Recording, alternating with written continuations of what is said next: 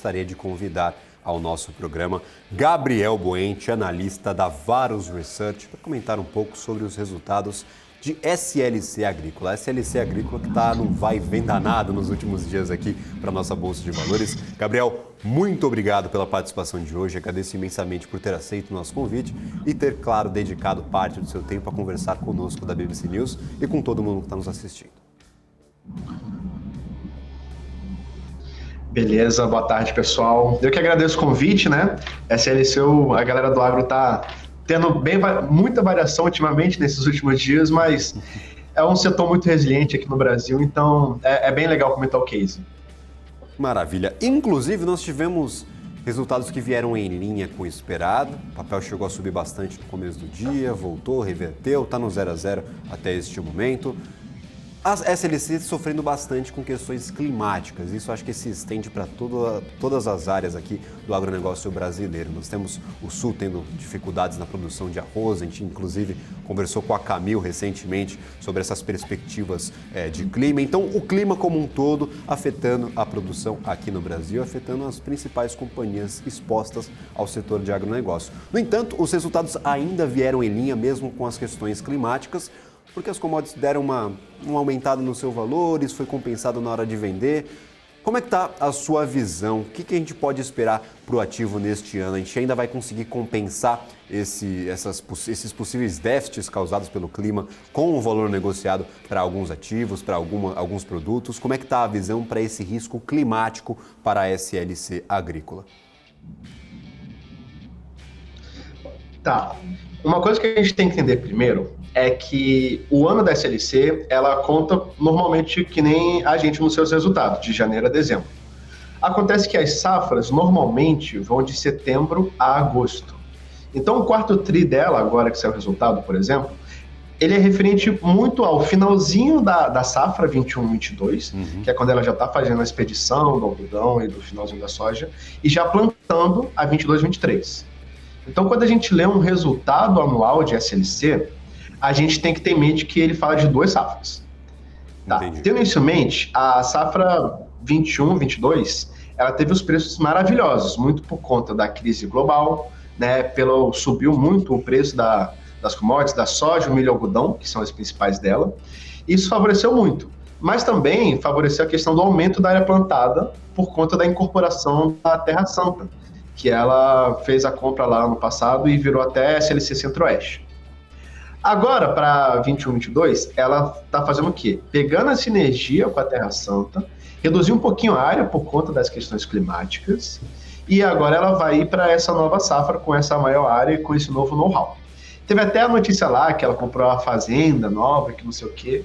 A fazenda Paysandu já era dela, e ela comprou uma parte, não foi nem a metade da área total. Então, assim, é meio que como se você tivesse uma empresa, a sua frota de carros fosse só lugar e você resolveu comprar um carro porque te venderam com desconto. É mais ou menos isso. Só acontece que ao invés de carro é uma fazenda, né? Então ela tem uma apreciação bem interessante. Tá. Em relação ao clima, a gente está num processo de final de Laninha e uma possibilidade bem grande de acontecer o El Niño em setembro. Então seria só para a próxima safra, para 23-24. O problema do El Niño é que a última vez que ele teve com força, que foi 2015, 2016, as margens EBIT da SLC Agrícola foram as piores dos últimos anos.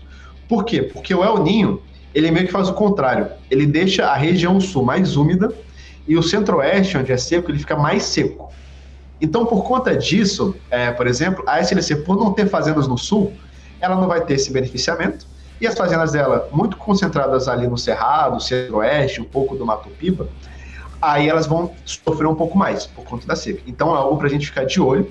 Não é confirmado, alguns fazem a conta aí de 50% a 60% de chance de El Niño, mas, de novo, ainda não aconteceu. E até o Aurélio Pavinato, o CEO da SLC, comentou hoje, né, na call deles, a maioria dos modelos climáticos ultimamente estão errando bastante porque o clima está bem volátil ultimamente no mundo inteiro. Mas, a priori, para esse final da safra, final não, porque a gente está na metade, né? Para a metade final da safra 22-23, aparentemente tudo está correndo bem, está chovendo na hora certa, eles estão conseguindo aproveitar o momento, e isso é muito bom, porque, por exemplo, o milho, a segunda safra de milho vai ser plantada em abril, que vai já pegar o segundo tri. Então ela já vai pegar um momento favorável para ser plantado. E tem uma perspectiva que a soja e o milho, eles estão em preços maiores que o histórico e se mantiveram por lá. Porque por conta lá da crise da cadeia de suprimentos, os preços aumentaram muito, só que soja e milho, eles se mantiveram em patamares altos.